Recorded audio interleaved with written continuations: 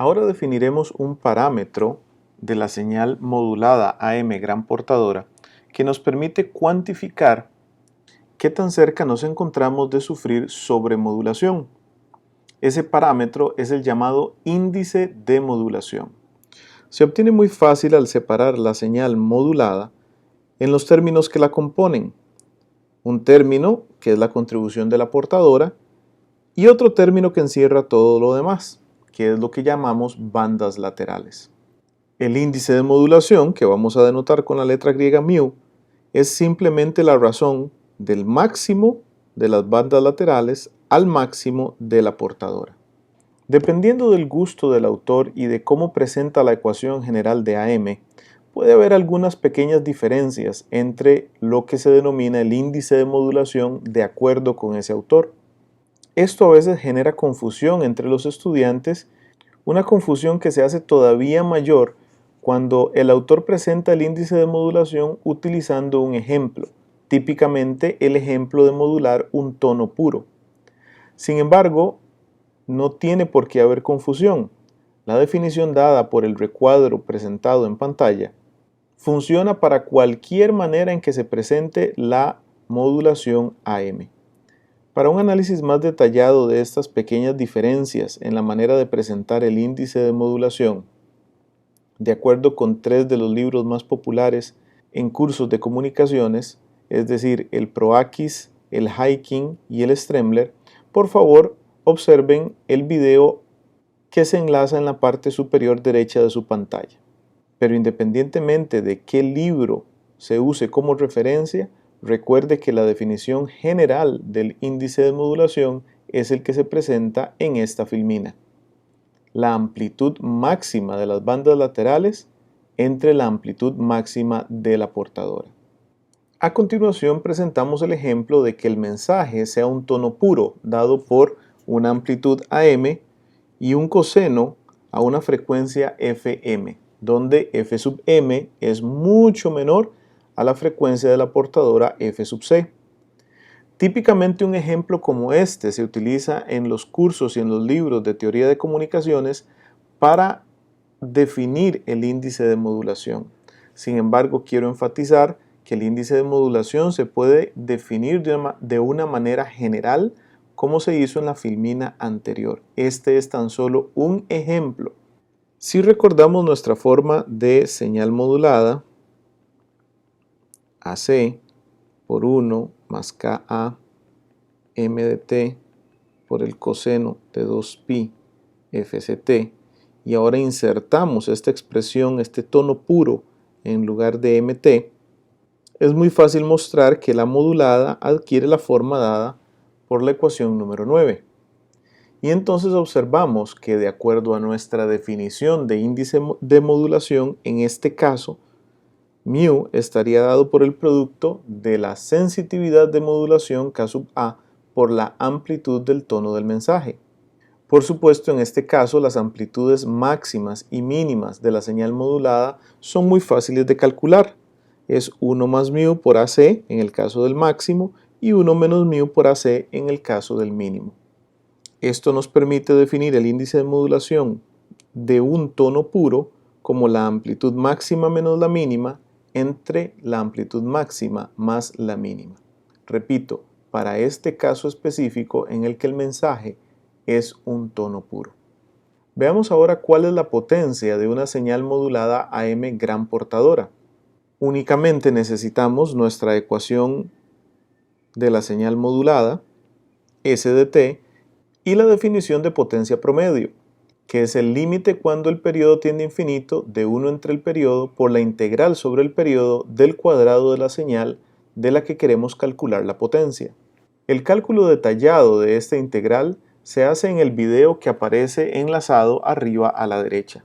El resultado de esta integral es un término que me da la potencia de la portadora, A sub c cuadrado entre 2, y otro término que me da la potencia de todo lo demás, es decir, de las bandas laterales.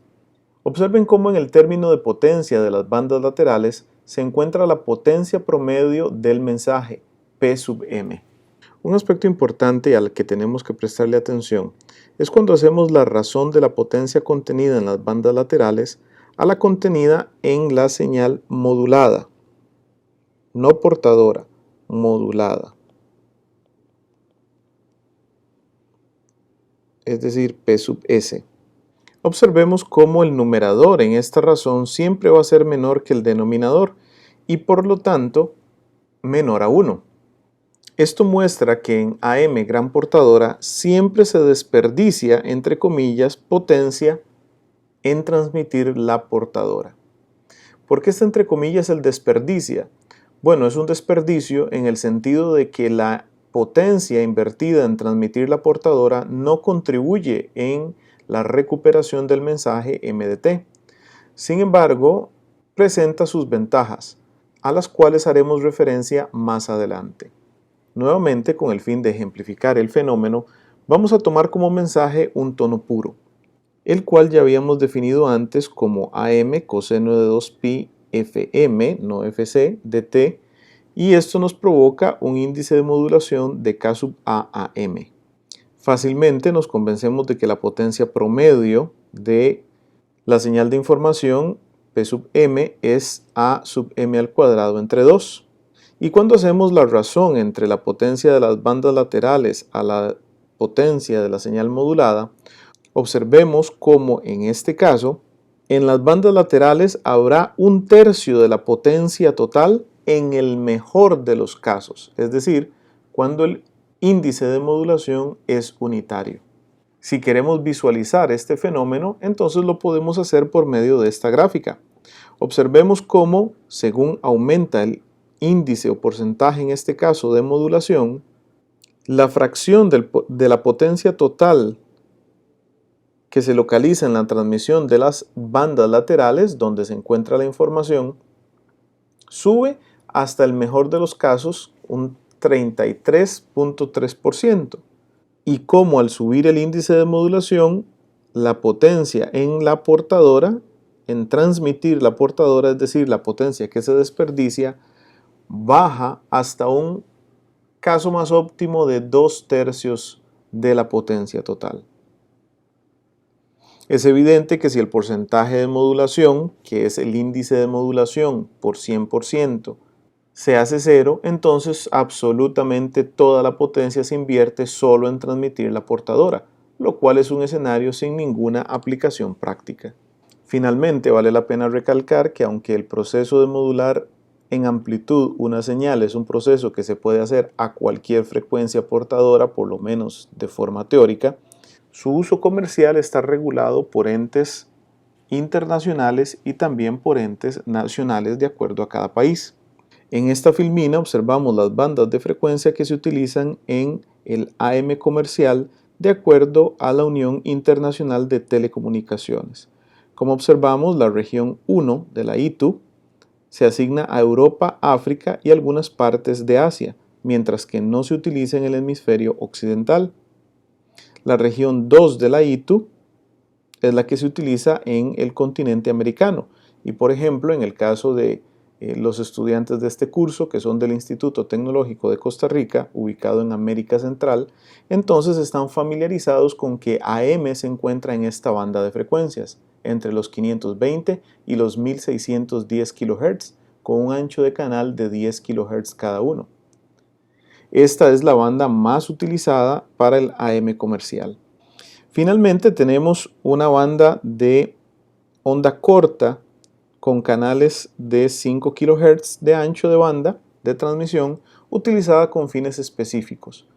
Por ejemplo, la transmisión internacional, doméstica, utilidades, estaciones clandestinas, numéricas y radioaficionados. Finalizamos la descripción entonces de la modulación AM gran portadora repasando sus ventajas y sus desventajas.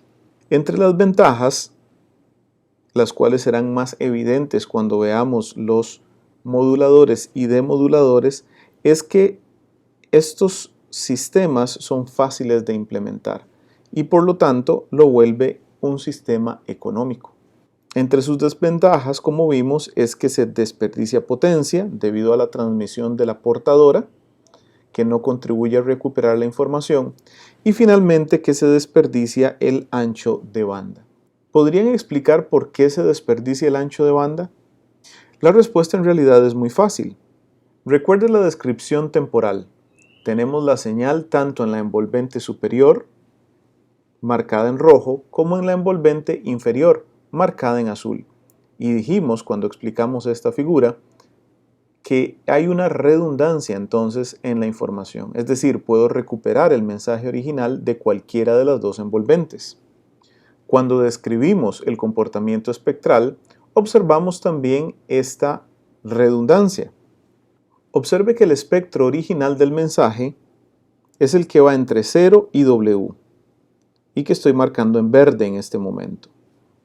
Y note cómo al ser una señal simétrica, debido a que es una señal real y presenta simetría hermítica, entonces esa misma información la tenemos en la banda lateral superior una vez trasladado el espectro, pero también la tenemos de manera reflejada en la banda lateral inferior una vez trasladado el espectro. Y aquí está de nuevo entonces la redundancia de información de la transmisión AM. Eso significa que yo en realidad únicamente necesitaría la mitad del ancho de banda de transmisión para poder recuperar correctamente el mensaje. En cambio, estoy utilizando el doble de ese ancho de banda necesario en el esquema de AM gran portadora. De ahí el hecho de que se diga que se desperdicia ancho de banda. Y finalmente quisiera recalcar que el índice de modulación tiene una manera de definirse de forma general como la razón del máximo de las amplitudes en las bandas laterales y el máximo de la amplitud en la portadora. Si hay alguna duda sobre cuánto es el índice de modulación, recurramos a esta definición general, especialmente si el autor representa una señal AM de manera ligeramente diferente a la que hemos estudiado en este video. Recuerde también que el índice de modulación vive entre 0 y 1 y que generalmente se representa también en porcentaje. Es decir, se toma el índice de modulación y se multiplica por 100%. Si tenemos un índice de modulación mayor a 1 o un porcentaje de modulación mayor al 100%, entonces experimentaremos sobremodulación, el cual es un fenómeno indeseable y que hay que evitar. Así terminamos entonces la descripción de la modulación de amplitud doble banda lateral gran portadora y pasaremos a describir la modulación en amplitud doble banda lateral con portadora suprimida.